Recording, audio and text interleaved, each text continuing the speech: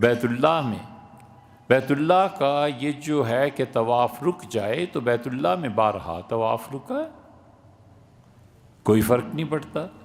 یہ سب جھوٹ ہے کہ بیت اللہ کا طواف قرب قیامت میں رک جائے گا، یہ اس سے بڑا جھوٹ ہے کہ اگر طواف رک گیا تو قیامت آ جائے گی، کچھ بھی نہیں۔ اللہ تعالیٰ نے فرمایا ہے جعل اللہ الکعبۃ، اللہ نے کعبہ کو لوگوں کے قائم رہنے کا ذریعہ بنایا ہے، یعنی جب تک کعبۃ اللہ میں عبادت ہوتی رہے گی یہ دنیا قائم رہے گی۔ عبادت ہوتی، یہ تو عبادت روکی جاتی ہے کسی مشکل کی وجہ سے، پریشانی کی وجہ سے، یہ نہیں ہے کہ عبادت کا کوئی قائل نہیں رہا۔ آخری دور میں جب بیت اللہ کو ختم کر دیا جائے گا، عمارت توڑ دی جائے گی، افریقہ کے لوگ آ کے اسے ختم کر دیں گے۔ حضور اقدس صلی اللہ علیہ وسلم نے بتایا، آپ نے کہا گویا میں اسے دیکھ رہا ہوں چھوٹے قد کا اور اس کی پنڈلیاں بہت گٹھی بھی ہیں، یعنی گوشت چڑھا ہوا ہے اس پہ۔ وہ آئے گا اور خدا کے گھر کو توڑ دے گا، بس اس کے بعد قیامت آئے گی۔ وہ ایک ایسی چیز ہے جو سیدنا مسیح علیہ السلام کے آنے کے بھی ایک صدی کے بعد تقریباً یا 1.5 صدی کے بعد پیش آئے گی۔ یہ اس وقت کے قصے ہیں، ورنہ بیت اللہ کا طواف کئی مرتبہ رک گیا، پھر کیا ہوا؟ قیامت آ گئی، کچھ بھی نہیں ہوا۔ بیت اللہ کا طواف رک گیا۔ اگر ہم صحابہ کرام رضی اللہ عنہم کے دور میں دیکھیں تو بیت اللہ میں پانی جمع ہو گیا تھا، بارشیں ہوئی تھیں بہت شدید،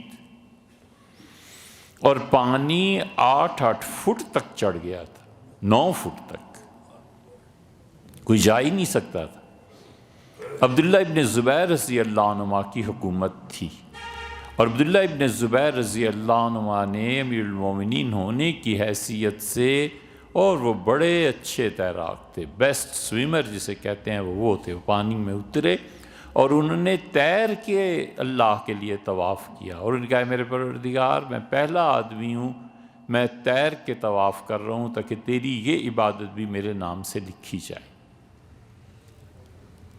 تو طواف رک گیا تھا۔ طواف پھر آپ آگے چلیں، جس زمانے میں کرامتہ کا قبضہ ہوا ہے، اور وہ قبضہ اتنا شدید تھا کہ وہ چھوٹے چھوٹے لڑکے اور بچے جمع ہو گئے، صحتیں اچھی تھیں، بڑی فوج بھی پیچھے کھڑی تھی، ان سب نے مل کر بیت اللہ کا طواف کرنے والوں کو مارا۔ کرامتہ جو ہے وہ اہل تشیع کے فرقوں میں سے ایک فرقہ ہے، انہوں نے اسی پہ اکتفا نہیں کیا، انہوں نے بیت اللہ کو توڑا اور حجر اسود اٹھا کر چلے گئے۔ حجر اسود کے بغیر مسلمانوں نے 12-15 برس طواف کیا، حجر اسود نہیں تھا، اور انہوں نے اس دن بیت اللہ کے طواف کو روک دیا۔ عورتیں جو طواف کر رہی تھیں ان کے بچوں کو ان سے چھین کے انہوں نے بیت اللہ کی دیواروں پر دے مارا۔ تاریخ آپ پڑھیں تو اس میں آتا ہے کہ بیت اللہ کی دیواریں بچوں کے خون سے، ان کے مغز جو تھے ان سے، اور بھر گئیں گوشت سے، چیتھڑے نظر آتے تھے لوگوں کے۔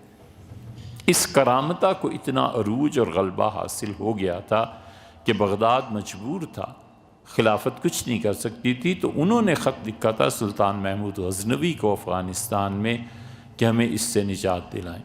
سلطان محمود غزنوی رحمہ اللہ وہ جب پیدائش سے پہلے ان کے والد کو ان کے ایک دوست نے اطلاع دی، وہ بڑا نجومی تھا پائے کا، اس نے کہا یہ جو تمہارا بیٹا پیدا ہوگا نا، یہ ستاروں کی چال وہ بن رہی ہے جو رسول اللہ صلی اللہ علیہ وسلم کے لیے بنی تھی، یہ اتنا بڑا کوئی کام اس دین کا کرے گا کہ قیامت تک لوگ اسے یاد رکھیں گے۔ سلطان محمود غزنوی نے ہندوستان پہ حملوں کی راہ وغیرہ وغیرہ جو بھی ہے اس کے کارنامے، ان میں سے ایک یہ تھا کہ یہ اٹھا، اس نے کہا میں ان کا کام کرتا ہوں، اور ملتان گیا، اور ملتان کرامتہ کا مرکز تھا۔ ملتان سے اس نے اتنا مارا کرامتہ کو کہ ان کی ساری شاخیں اس سے کمزور پڑ گئی. مسلمانوں نے اس وقت بھی طواف روک دیا تھا، جبر تھا، ظلم تھا.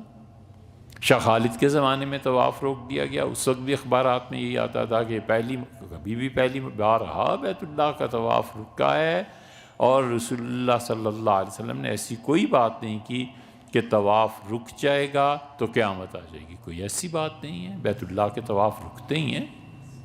اس لیے جن ممالک سے جن افراد نے بھی پوچھا ہے ان کی خدمت میں گزارش ہے کہ اپنے اپنے ممالک میں آسٹریلیا، امریکہ، کینیڈا، برطانیہ، چین، جہاں سے بھی جنہوں نے بھی فون پہ پوچھا ہے ان سب کو چاہیے کہ وہاں کی حکومتوں کی اطاعت کریں.